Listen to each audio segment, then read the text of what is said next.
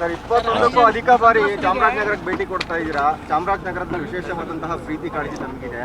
ಈಗ ಚಾಮರಾಜನಗರ ಬರ್ತಿ ಮುಖ್ಯಮಂತ್ರಿ ಅಧಿಕಾರ ಕಳ್ಕೊಂತಾರೆ ಅಂತ ಇತ್ತು ಸರ್, ಅದನ್ನೆಲ್ಲವೂ ಕೂಡ ಮೂಢನಂಬಿಕೆನ ತಾವು ತೆಗೆದುಹಾಕಿದ್ದಾರೆ. ಅದೆಲ್ಲ ನನ್ನ ನಂಬಿಕೆ ಇಲ್ಲ ನನಗೆ. ಚಾಮರಾಜನಗರಕ್ಕೆ ಬಂದರೆ ಅಧಿಕಾರ ಕಳ್ಕೊತೀವಿ ಅನ್ನೋದರಲ್ಲಿ ನಂಬಿಕೆ ಇಲ್ಲ. ನಾನು ಮೂಢನಂಬಿಕೆಗಳಲ್ಲಿ ನಂಬಿಕೆ ಇಟ್ಕೊಂಡಿದ್ದೀನಿ. ಅದರಿಂದ ಚಾಮರಾಜನಗರಕ್ಕೆ ಅನೇಕ ಸಾರಿ ಬಂದಿದ್ದೀನಿ. ಮಾದೇಶ್ವರ ಬೆಟ್ಟಕ್ಕೆ ಹೋಗಿದ್ದೀನಿ, ಗುಡ್ಲಿಪೇಟೆಗೂ ಬಂದಿದ್ದೀನಿ. ಚುನಾವಣೆ ಬಂದಿರಲಿಲ್ವಾ? ಹೌದು ಮತ್ತೆ ಇಲ್ಲಿ ಬಂದಾಗಲೆಲ್ಲ ಅಧಿಕಾರ ಗಟ್ಟಿಯಾಗುತ್ತೆ ಅಂತ ಹೇಳಿದ್ರಿ, ಕುರ್ಚಿ ಗಟ್ಟಾಗುತ್ತೆ ಅಂತ ಹೇಳ್ತಾ ಇದ್ರಿ. ಅಂದರೆ ಸುಮ್ಮನೆ ತಮಾಷೆಗೆ ಹೇಳಿದೆ ಅಷ್ಟೇ, ಬಟ್ ನಾಟ್ ಸೀರಿಯಸ್ ಅಬೌಟ್. ಅದ್ರ ಬಗ್ಗೆ ಸೀರಿಯಸ್ ಆಗಬೇಡಿ, ಸುಮ್ಮನೆ ತಮಾಷೆಗೆ ಹೇಳಿ. ನನಗೆ ಪ್ರಾಸಂಗಿಕವಾಗಿ ಹೇಳಿದ್ದದು. ಅಧಿಕಾರ ಹೋಗ್ತದೆ ಅಂತಾರೆ, ನನ್ನ ಅಧಿಕಾರ ಗಟ್ಟಿನಿ ಆಗ್ತಾ ಇದೆ ಅಂತ ಹೇಳಿದೆ. ಶಾಸಕ ಹ್ಯಾರಿಸ್ ಅವ್ರ ಮನೆ ಮೇಲೆ ಇಡಿ ರೈಡ್ ಆಗಿದೆ ಸರ್. ನಲ್ಪಾಡ್ ಅವ್ರ ಮನೆ ಮೇಲೆ ಇಡಿ ರೈಡ್ ಆಗಿದೆ. ಕೇಂದ್ರ ಸರ್ಕಾರದವರು ಯಾವಾಗಲೂ ಕಾಂಗ್ರೆಸ್ನವ್ರನ್ನೇ ಗುರಿ ಇಟ್ಕೊಂಡು ಮಾಡ್ತಾರೆ. ಬಿ ಜೆ ಪಿಯವರು ಮೇಲೆ ಮಾಡ್ತಾರ, ಮನೆ ಮೇಲೆ ರೈಡ್ ಮಾಡ್ತಾರ.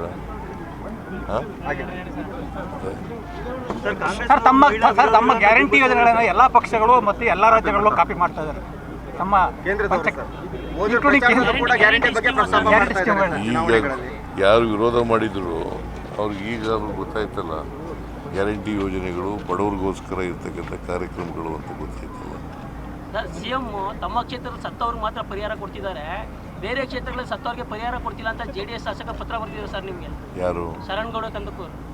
ಶರಣ್ಗೌಡ ಕಂದಕೂರ್ ಗುರುಮಠಕರ್ ಎಲ್ರಿಗೂ ಕೊಡ್ತೀವಿ ಸರ್. 6 ಜನ ನಿನ್ನೆ ಸತ್ತಲ್ಲ ಸರ್, ಮೊನ್ನೆ 6 ಜನ ಸತ್ತಲ್ಲ ಸರ್, ಅವರಿಗೆ ಪರಿಹಾರ ಕೊಟ್ಟಿದ್ದಾರೆ 5 ಲಕ್ಷ. ನಮ್ಮ ಕ್ಷೇತ್ರದ 4 ಜನ ಸತ್ತಿದ್ರು, ಅವ್ರಿಗೆ ಪರಿಹಾರ ಇನ್ನೂ ಕೊಟ್ಟಿಲ್ಲ ಅಂತ. ಅವ್ರು ಕೇಳಿದ್ರೆ ಕೊಡ್ತೀನಿ, ಕೇಳಿಲ್ಲ ಅವರು, ಕೊಡ್ತೀವಿ. ಸರ್ ಮತ್ತೆ ಗುಂಡ್ಲುಪೇಟೆಯಲ್ಲಿ ಸತ್ತಿದ್ದಾರೆ. ಗುಂಡ್ಲುಪೇಟೆಯಲ್ಲಿ ಅಲ್ಲಿ ನಾರ್ತ್ ಕರ್ನಾಟಕ ಗುರುಮಠಕಲ್ ಸರ್, ಗುರುಮಿಟ್ಕಲ್ ಯಾದಗಿರಿ ಗುರುಮಿಟ್ಕಲ್ ಬಂದು ಅವ್ರು MLA ಬಂದು ನನಗೆ ಕೇಳಿದ್ರೆ ಕೊಡ್ತೀನಿ, ಅಥವಾ ನಮಗೆ ಗೊತ್ತಾದರೂ ಕೂಡ ಕೊಡ್ತೀವಿ. ಸರ್ ಕಾಂಗ್ರೆಸ್ ಪಕ್ಷದವರು ಮಹಿಳಾ ವಿರೋಧಿಗಳಂತೇಳಿ ದೇಶಾದ್ಯಂತ ಬಿಜೆಪಿಯವರು ಒಂದು ರ್ಯಾಲಿ ಸ್ಟಾರ್ಟ್ ಮಾಡಿದ್ದಾರೆ. ಬಿಜೆಪಿಯವರೇ ಮಹಿಳಾ ವಿರೋಧಿಗಳು. ಮಹಿಳಾ ಮೀಸಲಾತಿಗೆ ಯಾವಾಗ ಶುರುವಾದ್ದು ಮಹಿಳಾ ಮೀಸಲಾತಿ? 73, 74 ಅಮೆಂಡ್ಮೆಂಟ್ ಮಾಡಿದವ್ರು ಯಾರು? ಅದನ್ನು ವಿರೋಧ ಮಾಡಿದವ್ರು ಯಾರು? 73, 74 ಅಮೆಂಡ್ಮೆಂಟು ಮಹಿಳಾ ಮೀಸಲಾತಿಯನ್ನು ಲೋಕಲ್ ಗೌರ್ಮೆಂಟ್ಸ್ಗಳಲ್ಲಿ ಕೊಡಬೇಕು ಅಂತ ಮಾಡಿದವರು ಕಾಂಗ್ರೆಸ್ನವರು. ಅದನ್ನು ರಾಜ್ಯಸಭೆಯಲ್ಲಿ ಕೆಡುವುದವ್ರು ಯಾರು?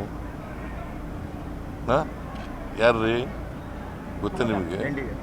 ಮತ್ತು ಇದನ್ನು ಮಾಡಿದವ್ರು ಯಾರು? 73rd, 74th ಅಮೆಂಡ್ಮೆಂಟ್ ಮಾಡಿದವ್ರು ಯಾರು? ರಾಜೀವ್ ಗಾಂಧಿಯವರು ಯಾವ ಪಾರ್ಟಿಯವರು? ಮತ್ತು ಅದನ್ನು ವಿರೋಧ ಮಾಡಿದವರು NDA ವಿರೋಧ ಮಾಡಿತ್ತು. NDA ಅಂದರೆ ಯಾರು? BJP. ಮತ್ತು ಅವರು ಈಗ ರಾಜಕೀಯ ಮಾಡಲಿಕ್ಕೋಸ್ಕರವಾಗಿ ಡಿಲಿಮಿಟೇಷನ್ನು ಸೇರಿಸಿ ತಂದಿದ್ದಾರೆ. ನಾವು ವುಮೆನ್ ರಿಸರ್ವೇಷನ್ಗೆ ವಿರೋಧ ಅಲ್ಲ, ಡಿಲಿಮಿಟೇಷನ್ಗೆ ವಿರೋಧ ಅಷ್ಟೇ. ಡಿಲಿಮಿಟೇಷನ್ ಕೋರ್ಟ್ಗೆ ಹೋಗಿತ್ತಲ್ಲ ಸರ್, ಕೋರ್ಟಲ್ಲಿ ಈ ಬಾರಿ ಗ್ರೇಡ್ ಬೇರೆ ಮಾರ್ಕ್ಸ್ ಕೊಡಿ ಅಂತ ಕೊಡಿ ಅಂತ. ಈ ವರ್ಷ ಮಾರ್ಕ್ಸ್ ಕೊಡಿ, ಮುಂದಿನ ವರ್ಷ ನೀವು ತೀರ್ಮಾನ ಮಾಡಿ ಅಂತ ಹೇಳಿದ್ದಾರೆ.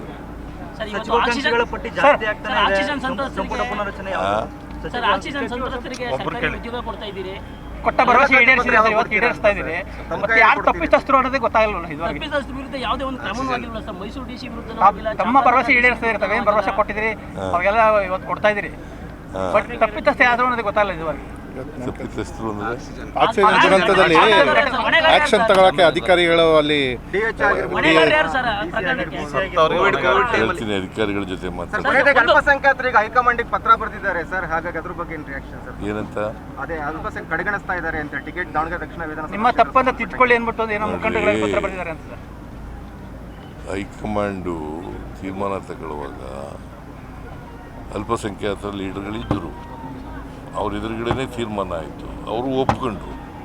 ಆಮೇಲೆ ಯಾಕೆ ಕೆಲವರು ವಿರೋಧ ಮಾಡಿದ್ರು? ಅದಕ್ಕೆ ಸರ್ 2 ಕ್ಷೇತ್ರದಲ್ಲೂ ಗೆಲ್ತೀರಾ ಸರ್? ಕಾಂಗ್ರೆಸ್ ಗೆಲ್ಲುತ್ತಾ ಸರ್? ಉಪಚುನಾವಣೆ 2 ಕ್ಷೇತ್ರ ಕಾಂಗ್ರೆಸ್ ಗೆಲ್ಲುತ್ತಾ? ಎರಡೂ ಕಡೆ ಗೆಲ್ತೀವಿ. Thank you.